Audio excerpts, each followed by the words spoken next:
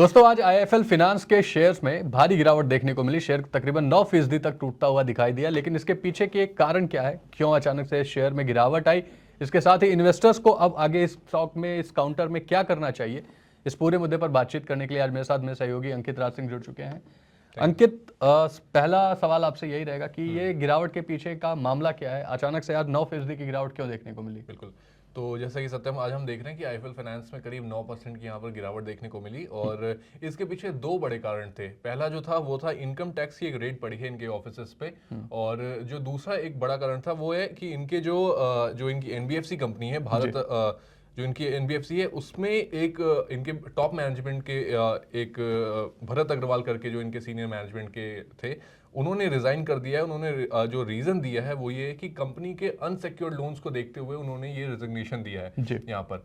तो ये दो बड़ी खबरें हैं जिसकी वजह से आज हमें यहाँ पर आईएफएल फाइनेंस के स्टॉक में आज हमें प्रेशर देखने को मिल रहा है, और उसी वजह से कहीं ना कहीं जो सेल ऑफ्स है मार्केट में वो भी हमें आज आईएफएल फाइनेंस के स्टॉक में देखने को मिल रहे हैं। तो दो बड़ी खबरें, पहला एक इनकम टैक्स की रेट और दूसरा उनके सीनियर मैनेजमेंट का रिजिग्नेशन। और वो भी रिजिग्नेशन तब आता है जब उन्होंने जो रीजन उसके पीछे दिया कि कंपनी का जो अनसिक्योर्ड लोन है वो काफी ज्यादा बढ़ चुका है, जिसकी वजह से उन्होंने रिजाइन करने का फैसला लिया। तो ये सारी चीजें आज मार्केट में कहीं ना कहीं आईएफएल फाइनेंस के लिए आज बुरी दिक्कतों का सामना करना पड़ रहा है आईएफएल को। जी, आईएफएल फाइनेंस में इन सब चीज़ों की वजह से प्रेशर बना हुआ है, लेकिन अगर हम देखें इस पूरे मामले को, तो इनकम टैक्स की रेड और टॉप मैनेजमेंट का इस्तीफा, जिसके पीछे का रीजन बताया गया personal unsecured loans. Unsecured loans को लेकर आरबीआई भी काफ़ी अग्रेसिव तरीके से काम कर रहा है, वो उसको भी चैलेंज की तरह ले रहे हैं। लेकिन इस पूरे मसले का क्या इस सेक्टोरियल इम्पैक्ट भी कुछ पड़ता हुआ दिखाई दिया है? बिल्कुल, सेक्टोरियल यहाँ पर हमें अगर हम बात करें तो इसके अलावा जो आईएफएल फाइनेंस के अलावा 360 वैम करके एक और कंपनी है जो कि लिस्टेड है, वहां पर भी आज हमें प्रेशर देखने को मिल रहा है। और साथ ही आईएफएल सिक्योरिटीज के शेयर में भी हमें आज काफी ज्यादा यहाँ पर बिकवाली देखने को मिल रही है। अगर हम इसकी वजह की बात करें तो ऑब्वियस सी बात है कि अगर इनकम टैक्स की रेट पड़ी है और सीनियर मैनेजमेंट का रेजिग्नेशन आया है, उसकी वजह से जो रिटेल पार्टिसिपेंट्स हैं उनके बीच में जो डर है वो काफी यहाँ पर बढ़ता हुआ नजर आ रहा है। और साथ ही मार्केट भी इतना वॉलेटाइल इस समय चल रहा है पिछले कुछ महीनों से, तो ओवरऑल ये जो पूरा सिनेरियो है कहीं ना कहीं एक नेगेटिविटी की तरफ ही खिसकता दिख रहा था आईएफएल फाइनेंस, जिसकी वजह से आज हमें काफी ज्यादा यहाँ पर आईएफएल फाइनेंस में प्रेशर भी देखने को मिल रहा है और सेक्टर वाइड भी जो इम्पैक्ट है इसका वो भी हमें देखने को मिला। लेकिन इस इनकम टैक्स रेट को समझने की कोशिश करते हैं और जो मुद्दा है उसको एड्रेस करते हैं। इसका कंपनी पर क्या इम्पैक्ट पड़ सकता है? इस रेट के पीछे के क्या कुछ डिटेल्स अंकित आपके पास हैं?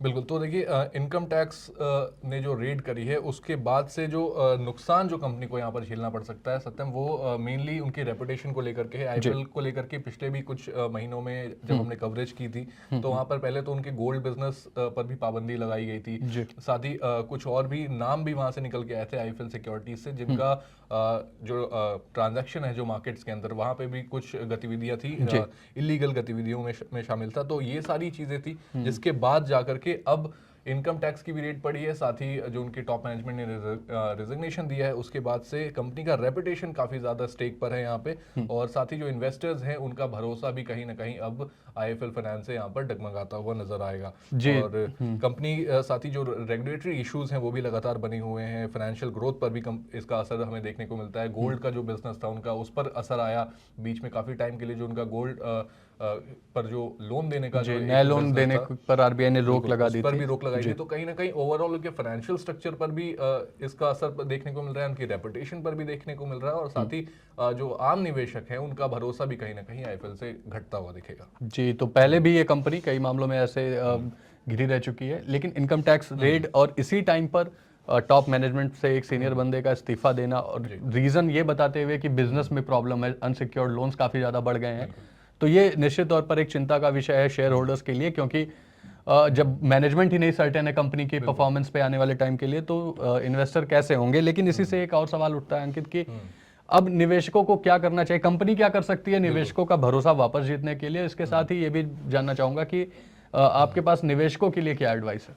देखिए, सबसे पहले अगर हम आईएफएल फाइनेंस की बात करें कि वो क्या कुछ कर सकते हैं, उनके लिए क्या ऑप्शन यहाँ पर मौजूद है, तो सबसे पहला है कि उनको ट्रांसपेरेंसी बढ़ानी होगी। कंपनी को जो रेट से जुड़ी, इनकम टैक्स की जो रेट पड़ी उससे जुड़ी सारी चीजों को उनको ट्रांसपेरेंसी के साथ अपने जो एड्रेस करना होगा, उन्हें सूचित करना होगा और सारी चीजों की क्लैरिफिकेशन भी उनके लिए यहाँ पर देना होगा। साथ ही जो कंप्लायंसेस है, कंप्लायंसेस का बड़ा इश्यूज आईएफएल के साथ रहा है, तो कंप्लायंसेस को लेकर के भी उनको यहाँ पर काफ़ी काम करने की ज़रूरत है। और साथ ही जो इन्वेस्टर्स है, इन्वेस्टर्स और कंपनी के बीच का जो कम्युनिकेशन गैप है, वो कहीं ना कहीं यहाँ पर आईएफएल को फिल करने की ज़रूरत है। अपने जो निवेशक हैं, जो रिटेल निवेशक हैं, उनसे बेहतर तरीके से कम्युनिकेट करना होगा। सारी चीज़ें ट्रांसपेरेंसी के साथ उनके सामने रखनी होंगी और उन्हें ये मौका देना होगा कि आप आईएफएल फाइनेंस को अब जज कर सकते हैं, आपको इसके साथ लंबी अवधि के लिए निवेशक बन के रहना है या नहीं। ये फैसला लेने के लिए आपको निवेशकों के सामने सारी चीज़ें पारदर्शी तरीके से रखनी ज़रूरी होंगी। जी, लेकिन निवेशकों को अब क्या करना चाहिए जिनके पास ये पहले से ही शेयर हैं, उनके लिए क्या एडवाइस रहेगी अंकित?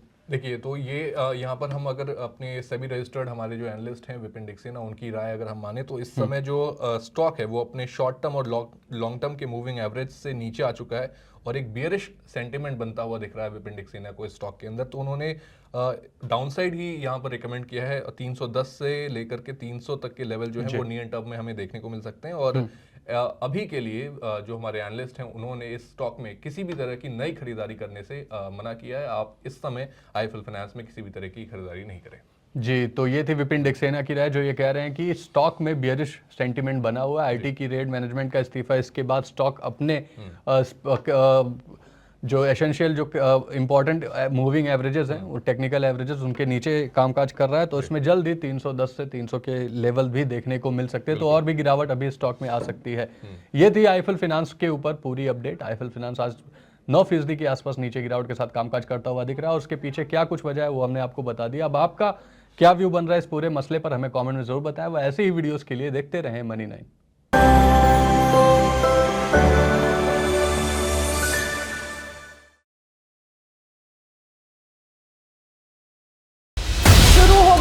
बजट काउंटडाउन, एक तरफ ग्रोथ, दूसरी तरफ महंगाई, सरकार के सामने चुनौतियां हजार। इनकम टैक्स पर उम्मीदें कर दो पूरी सरकार, बाजार की भी दिक्कतें सुलझा दो सरकार।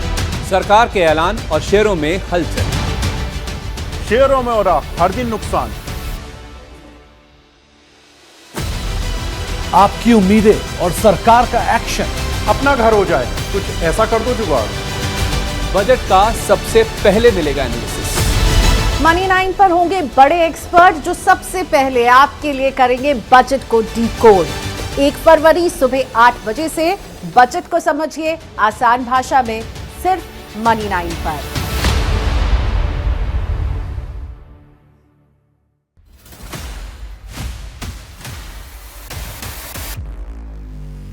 निफ्टी से ज्यादा क्या आपके शेयर गिर रहे हैं? मार्केट की तेजी में भी आपकी कमाई नहीं हो रही है? आपको ऐसा लगता है कि इस मार्केट में केवल स्टॉक एक्सपर्ट ही कमा सकते हैं? मैं हूं विवेक मित्तल, जुड़िए मेरे साथ 10:30 से 12 बजे और जानिए स्टॉक एक्सपर्ट से अपने सवालों के जवाब।